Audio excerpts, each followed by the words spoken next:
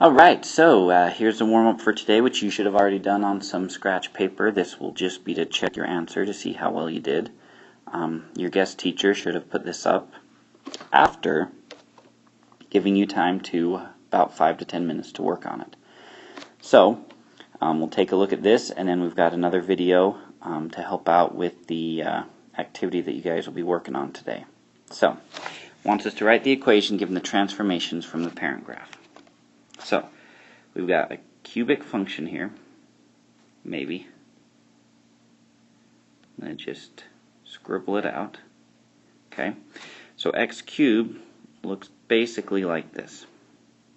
Okay, so first thing we should notice here is trying to figure out our a, our h, and our k. Is that a here, this one, as we go to the right, it goes up. As we go to the left, it goes down. This one's the opposite, right down, left up, which tells us right off the bat a is negative. Okay, then this point of inflection here, where it changes the concavity, is only one to the right and one up away from the next point, or to the left and down one. So if its a is 1, it would be the same. So looking here, we go down and to the right one, it is, so a would be negative 1. This one did not get horizontally or vertically stretched at all. Okay, then we use that same point of inflection, which was right here, for h and k. Its new point of inflection is right here, so we know we moved it to the right 3 and down 2. So when we write our new equation, f of x equals negative 1 times x minus 3, think opposite inside this parentheses, cubed, don't forget that, then minus 2. And that's what it should look like.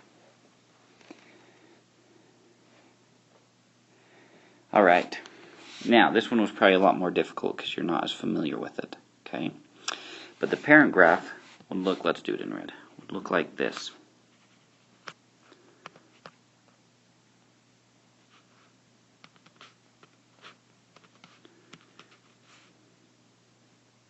And we'll deal more with these later on. The point to think about here is this got moved down 2. Okay, notice that this one goes up and then back down, same thing, up and then back down, so a is not negative, h doesn't look like it got shifted at all, k vertically shifted, went down 2. Now to figure out a, here's the trick for that one. Okay, if you were to, at this middle point, this x-axis, draw a line here, you could measure how far above and how far below, and that would give you a. So it went up 1. So a is normally 1. We do the same thing for our line. Okay, we went down 1, 2, 3, or up 1, 1, 2, 3. So a would be 3.